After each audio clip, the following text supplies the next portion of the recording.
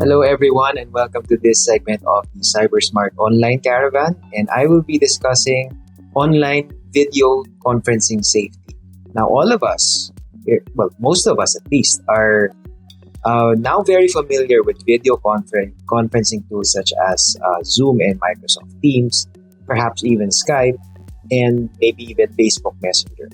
Now, the reason that there is a growing call to practice cybersecurity measures in these applications is that a lot of risks are now surfacing because the more people you have in the platform, the greater the risk.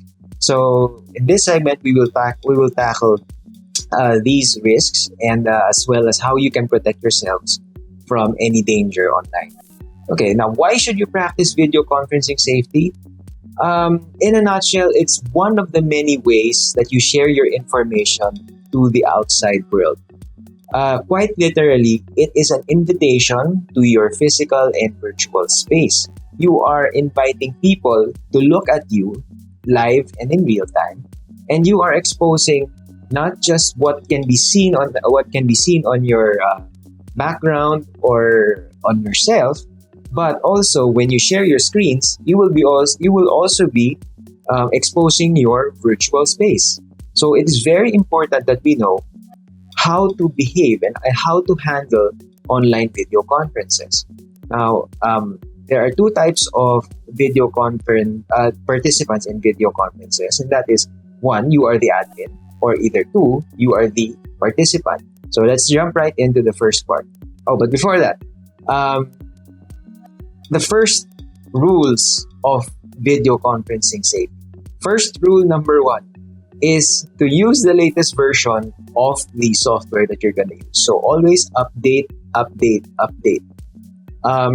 As much as possible before starting or scheduling any video conference, check in the Play Store or in the Apple App Store if you're running the latest version, or maybe in the Microsoft Store for your Windows machines, and just go on ahead and make it a habit to update these software.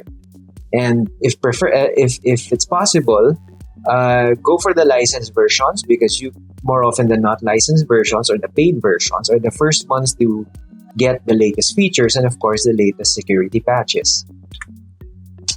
And second rule number one is make sure you are using a secure connection. So we have rules number one, and that is because they are equally important.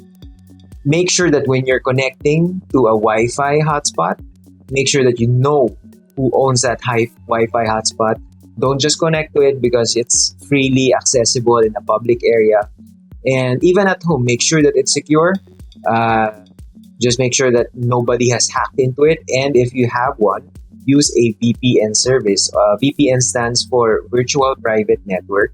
So what it does is basically, instead of having the traffic from your video conferencing app directly routed to your device, it jumps around several areas, several servers. So it is more difficult to track your exact whereabouts. Okay, now let's jump right into it. If you are an admin for a video conference, you have to be aware and take charge. Always remember that this is your show. It's sort of like taking the lead when it comes to organizing an actual meeting. You have to keep everyone in check and to make sure that everything is in order. The pens and papers are there, the whiteboard, the projector. So everything has to be clearly set. So the same attitude applies for online video conferencing. So one of the first things that you have to remember is that keep your video conference private. Don't share links on social media. So we have a habit of a tendency to just blast out the URL or the meeting code on Facebook. You have to try to avoid that because it's not wise. Even if your meeting is no longer running, people can look back at that post that you made, and then they'll just extract the URL, click on it, and then they can pretend, or they can post that there's this meeting going on about a particular topic. Worse, if it's something about a top secret project or something for work. This is something that people can easily hijack and exploit you for being careless. So to avoid that, make sure to use a password or a private meeting ID that only the intended audience will be informed of. So don't leave your passwords floating around somewhere in the cloud, or else it may fall into the wrong hands. Next, you have to use the waiting room feature. So if you're familiar with how you use Zoom, even if people have the link and the password, they still have to go through a sort of a holding room where they can wait for the host or the meeting creator to let them inside the video conference. So this adds an extra layer of protection to your meeting. And as an admin, you should turn off the join before host, because as mentioned earlier, there is a risk of anybody just hijacking your presentation, posing around as somebody who made the video conference. So if somebody goes in and goes ahead of everybody inside a particular meeting room, they can say, "Hey, I made this conference, and therefore I am the authority here." So make sure that if you're creating a video conference, you turn off that feature. And another one is do not use video, audio, and screen sharing on by default. This gives people the chance to clean up their backgrounds, their whereabouts, just to make sure nothing confidential is being shown on camera. Now, once everyone is in, the first thing that admins or the moderator should do is conduct a video roll call. This is just to make sure that every participant and every device is accounted for in the meeting, and there's no hidden lurker, an unintended lurker within the ranks. And this is a good practice for everyone, whether it's for work or for school. Next, ask for permission to record meetings. Recording is a very intimate form of note-taking, so to speak, because it captures not only the topic of the conversation, but also the facial gestures and the audio of every participant. So if somebody reacts a certain way to a certain topic, like, for example, yawning or eye roll on somebody who is talking, that will get recorded. So best to inform everyone beforehand before you click on the record button. And another tip, as an admin, you should always keep an eye on the chat box. It can be an overlooked part of the video conference that you can do side chats, so people can post anything they want. So as an admin, keep an eye on it. Maybe they're posting something that shouldn't be posted, something confidential, something lewd perhaps. So be prepared to moderate the chat box as well. Next, you should mute and eject as necessary if somebody is out of line. Remember, it's your meeting, you organized it, and don't be afraid of just enforcing the rules as necessary. Next, if you're a participant, okay, now these are very basic rules, but they can be overlooked most of the time. Number one, blur or use a safe background. So right now, as you can see, I am using a very safe background by my standards.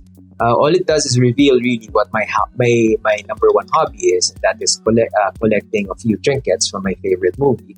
But if you're not careful, you could be displaying intimate details about yourself, something that people can use to hack your personal accounts. So, for example, if you have a photo of your pet right here near the camera, and it contains the name of your pet. Remember that a lot of security questions for email addresses includes the name of your first pet. So if people can see that, and they know your full name and your email address, you're already one step closer to being hacked.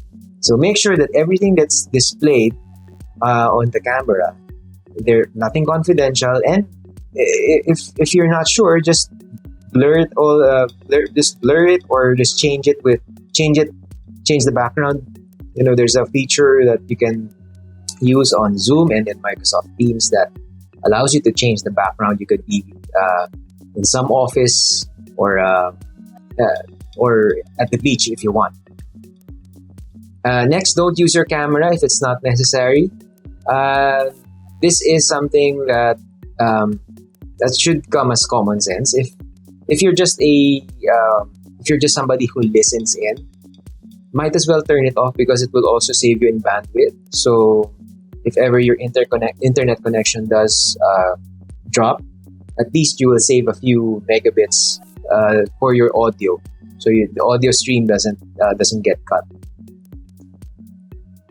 Related to the camera, don't use 4K or super high resolution cameras if it is not necessary. Again, if you have a super high resolution camera, people can read the little details in your background. So if you have your business card, such as this one, so you can see if it's a super clear camera, of course you can read the name. But if you use a slightly blurry one, and if it's not really, if a super resolution video isn't crucial to the video conference, it's fine. You can use the built-in camera on your laptop or your smartphone. Another thing to know is that you should know the mute and camera off shortcuts of your particular app. There are some that use the spacebar to mute yourself. Just always be conscious when you have to mute yourself and when you have to turn the video on and off. So you wouldn't want people hearing embarrassing noises from around your house, and especially if it's somewhat of a giveaway of your exact location. For example, you say you're video conferencing somewhere in the province, and then people can hear that there's a noisy background, there's jeepneys and buses. Then you're already giving away your location. Next, you should have a good microphone with noise cancellation, because there are some words that can be misconstrued, especially if you don't have your camera on. Like for example, what I'm using right now is I have the headset microphone right here near my jacket. So it gives me better audio, and of course, this increases the chances of communicating better with other people, especially online. So something like you're gonna say to your boss, we suck," but you were gonna say "succeeded," and then you're gonna find yourself in deep trouble if you just said "we suck." And be wary of your desktop. Of course, from time to time, you are going to be asked to share your screen with the participants, and when you do, you better keep a clean desktop. No confidential information, especially if you're handling budgets. You don't want to reveal that, hey, the 2021 budget is ready now, and people will ask you for more money for whatever project it is that you are handling. Well, that's basically it. I hope that you learned a thing or two. Later on, we can entertain questions, and stay safe and stay smart out there.